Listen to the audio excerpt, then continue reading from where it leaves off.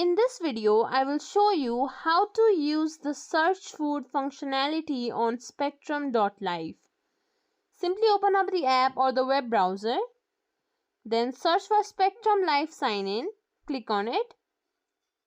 From here, enter your email address and your password and then sign into your account. Once you're signed in, what you can do is go to the search section.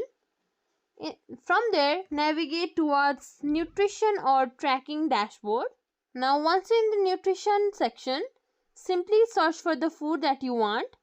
Once you search for it, you'll find all the information related to the food. And if you want to log that food into your personal account, there just simply click on it and there you will find this log button.